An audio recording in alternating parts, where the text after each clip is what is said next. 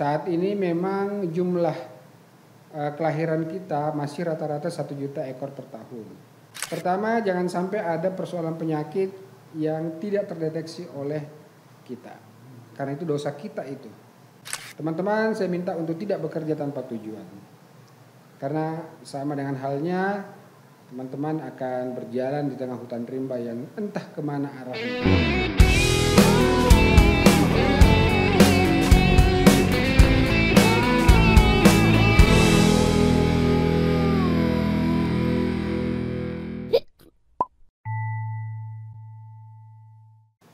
Assalamualaikum warahmatullahi wabarakatuh.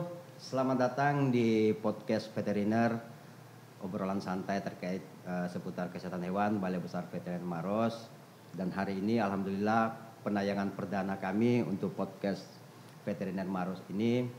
Dan tamu kita pertama hari ini alhamdulillah dihadiri oleh Bapak Direktur Jenderal Peternakan dan Kesehatan Hewan, Bapak Dr. Insinyur Nasrullah MSc, yang hari ini sudah bersama kami di ruangan ini. Kita ingin sedikit obrolkan terkait masalah peternakan dan kesehatan hewan, Direktorat Jenderal Peternakan dan Kesehatan Hewan, terkait fokus program pembangunan peternakan di Indonesia, korelasinya dengan visi misi Presiden di periode kedua ini. Selamat siang, Assalamualaikum Pak Dirjen. Salam. Terima kasih kehadirannya di tempat ini. Alhamdulillah ini penayangan perdana kami. Mungkin kalau boleh dikatakan hari ini kami dilaunching oleh Bapak Dirjen di podcast ini. Mudah-mudahan ini bisa berlangsung. Yang kami rencanakan itu Pak Dirjen mungkin penayangannya 2 kali dalam sebulan. Yang dimana penayangan ini lebih kepada memberikan edukasi dan informasi terkait pelayanan kesehatan hewan ataupun penanganan kesehatan hewan itu sendiri, khususnya di wilayah kerja kami Balai Besar Veteriner Maros. Tetapi kami semua akan kemas dalam bentuk lebih santai, dan juga nanti narasumbernya akan banyak menghadirkan relasi-relasi terkait peternakan dan kesehatan hewan itu sendiri atau dokter hewan. Mungkin yang pertama Pak Dirjen ingin kami tanyakan terkait fokus program pembangunan peternakan Pak Dirjen untuk di Indonesia ini yang korelasinya dengan visi misi Bapak Presiden, termasuk juga apa menjadi visi misi dari Bapak Menteri Pertanian. Ya. Terima kasih, selamat siang. Assalamualaikum warahmatullahi wabarakatuh. Hari ini kita hadir dalam Vetcast Balai Besar Veteriner Maros yang merupakan penayangan atau edisi pertama pada hari ini. Dan tentunya mudah-mudahan ini menjadi sebuah kebanggaan dan media informasi dan penyebaran ilmu-ilmu yang terkait dengan pembangunan peternakan, yang lebih khusus lagi terkait dengan masalah kesehatan hewan. Di dalam RPJMN itu sudah disebutkan ada target-target yang akan kita penuhi selama 5 tahun ke depan, dan RPJM pada untuk 2019-2024 itu sudah tertera angka-angka, dan di situ adalah yang membedakan dengan yang lalu adalah pencapaian produksi daging sapi kalau RPJM yang periode 5 tahun sebelumnya, dan saat ini adalah produksi daging secara keseluruhan. Karena kita tahu sumber protein hewani khusus yang di bawah naungan atau menjadi tanggung jawab Kementerian Pertanian itu tidak hanya daging sapi. Di situ ada ayam, ada telur, ada daging kerbau, ada daging ayam kampung, babi, dan daging aneka ternak lainnya yang menjadi sumber protein hewani untuk kebutuhan masyarakat Indonesia. Jadi arah dari visi misi Presiden adalah tentunya ketersediaan pangan baik dari segi kualitas maupun kuantitas. Iya. Tahapan-tahapan apa yang sudah dilakukan oleh Direktorat Jenderal Peternakan sendiri dalam upaya meningkatkan kualitas ternak tersebut dalam mencapai target-target kinerja program Kementerian Pertanian itu sendiri? Ya, sebagai informasi bahwa untuk daging secara keseluruhan itu kita sudah swasembada dan cukup atau malah surplus, kecuali daging sapi dan kerbau. Saat ini masih kita kekurangan kurang lebih 39% dari kebutuhan nasional. Nah, PR kita yang satu ini terus kita lakukan dengan beberapa program-program pengembangan, karena inti dari mendapatkan daging sapi ataupun kerbau yang cukup adalah ketersediaan ternak yang akan disembeli atau dipotong menjadi daging.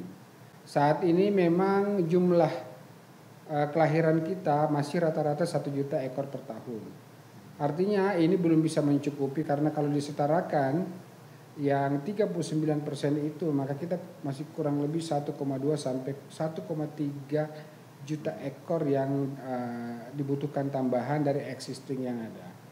Untuk itu dilakukanlah beberapa langkah-langkah, salah satunya adalah peningkatan percepatan untuk kelahiran kebuntingan melalui program Si Komandan yang tahun ini insya Allah akan kita target 4 juta akseptor, dengan harapan bahwa kelahiran kita di tahun berikut bisa di atas 1 juta, dan ini terus kita lakukan. Selain itu, untuk menambah pabrik biologis, kita melakukan program untuk penambahan induk dalam negara Kesatuan Republik Indonesia. Kemudian selanjutnya program sudah diarahkan menjadi sebuah program yang terencana dan terkonsentrasi dalam sebuah klaster, tidak lagi tercecer-cecer tapi berskala usaha, dan kita arahkan kepada korporasi sehingga daya tawar peternak, kemudian evaluasi, monitoring, pengendalian serta pengukuran terkait dengan output dan outcome lebih mudah kita lakukan, karena kita lakukan dalam satu wilayah terkonsentrasi dengan skala usaha dan tentunya jumlahnya yang signifikan seperti itu. Ya. Kita tahu Pak Dirjen sekarang ini situasi pandemi COVID, tetapi di bawah kepemimpinan Bapak Menteri Pertanian Syahrul Yassin Limpo, untuk sektor pertanian sendiri itu terbukti mampu untuk menunjukkan eksistensinya di dalam pembangunan pertumbuhan ekonomi nasional. Apakah ada permasalahan atau kendala-kendala yang terjadi terutama khususnya di sektor peternakan, dan apa kiat-kiat Pak Dirjen untuk di dalam penanganan kendala-kendala atau permasalahan tersebut? Ya, yang tumbuh memang dari sektor pertanian. Salah satu diantaranya adalah subsektor peternakan dalam masa pandemi ini. Karena memang persoalan yang mendasar untuk hidup ini setelah persoalan-persoalan penyakit khususnya COVID adalah ketersediaan pangan. Ketersediaan pangan ini tidak boleh kita bermain-main di dalamnya, tapi benar-benar harus dilakukan. Nah, dalam masa pandemi ini langkah-langkah yang dilakukan tentunya tetap bagaimana agar petani peternak kita itu terus berproduksi tanpa harus terganggu dengan COVID. Namun tetap kami menghimbau, meminta agar seluruh proses-proses produksi yang dilakukan oleh peternak petani kita tentunya dengan protokol-protokol kesehatan, sehingga peternak dan petani kita bisa tetap eksis dalam memproduksi untuk mencukupi kebutuhan seluruh rakyat Indonesia yang tidak boleh bersoal satu orang pun akibat dari kekurangan pangan. Ya. Kira-kira arahan Bapak atau petunjuk Bapak terhadap khususnya yang berkaitan dengan kesehatan hewan sendiri, khususnya kepada balai-balai veteriner, baik balai veteriner maupun balai besar veteriner yang ada di seluruh Indonesia, termasuk balai besar veteriner Maros ini, dalam perannya di dalam menumbuhkan program ketahanan pangan itu sendiri, kira-kira apa arahan Pak Dirjen terkait hal tersebut dalam meningkatkan produktivitas maupun kualitas ternak di Indonesia ini? Kalau kita bicara produksi, tentunya kita tidak boleh lepas dari kesehatan hewan. Tidak ada arti dari produksi kalau semua mati, semua sakit yang diproduksi. Sehingga semua personil, semua UPT veteriner yang di bawah Kementerian Pertanian itu harus bekerja optimal, mengidentifikasi dan memiliki target-target tertentu untuk menyelesaikan persoalan-persoalan penyakit hewan. Pertama, jangan sampai ada persoalan penyakit yang tidak terdeteksi oleh kita, karena itu dosa kita, itu tanggung jawab kita diselesaikan. Yang kedua, dari identifikasi penyakit yang ada, kita harus sudah punya target akan menyelesaikannya kapan. Per tahun bisa diselesaikan kapan dan kapan kita bebaskan penyakit-penyakit itu harus ada. Kalau tanpa itu balai veteriner tidak punya arti, hanya bekerja seperti biasa-biasa saja yang sejak puluhan tahun yang lalu. Ya, harus ada jelas targetnya, mau dibawa kemana penyakit itu, kapan kita bereskan, berapa tahun ini, dan langkah-langkah apa yang diambil, sehingga setiap balai veteriner harus memiliki roadmap, harus memiliki langkah-langkah, dan lebih pasti adalah dia harus punya tujuan tertentu. Tujuannya memberantas sebuah penyakit itu kapan selesainya, di mana. Dari situ dibuatlah langkah-langkah untuk menuju ke tujuan tersebut. Teman-teman, saya minta untuk tidak bekerja tanpa tujuan. Karena sama dengan halnya teman-teman akan berjalan di tengah hutan rimba yang entah kemana arahnya. Hanya menghabiskan anggaran, hanya sebagai menyelesaikan output, tapi outcome tidak ada. Saat ini kami akan menagih ke semua balai-balai veteriner, targetmu apa, selesainya kapan, dan tahun ini kamu akan selesaikan apa, dan caranya seperti apa. Itu harus semua terukur agar anggaran yang diberikan kepada kita dari uang rakyat itu bisa kita pertanggungjawabkan bahwa memang kita mampu menyelesaikan persoalan-persoalan penyakit hewan untuk menghasilkan produk hewan yang protein hewani yang asuh. Ya, terakhir Pak Dirjen, kita sekarang dalam memasuki bulan suci Ramadan, tentunya stok ketersediaan dari pangan dalam hal ini daging sapi atau mungkin daging ayam, tentunya itu menjadi tanggung jawab dari Direktorat Jenderal Peternakan itu sendiri.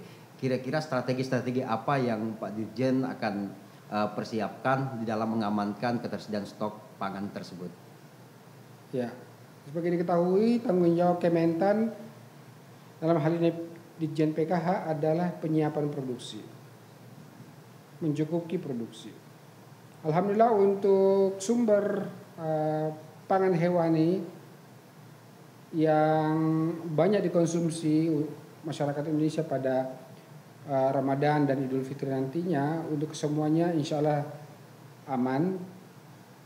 Yang perlu mendapatkan penyikapan hanya untuk daging sapi dan kerbau, karena adanya pengurangan pasokan dari luar akibat terganggunya ketersediaan stok sapi di negara asal, sehingga langkah-langkah kita lakukan adalah dengan melakukan pemasukan daging dari berbagai tempat termasuk kerbau, kemudian memobilisasi sapi-sapi lokal yang ada yang cukup jumlahnya di wilayah-wilayah sentra produksi kepada wilayah-wilayah konsumen, termasuk di dalamnya adalah memberikan penugasan kepada BUMN untuk melakukan mobilisasi sapi-sapi lokal itu di wilayah-wilayah sentra konsumen.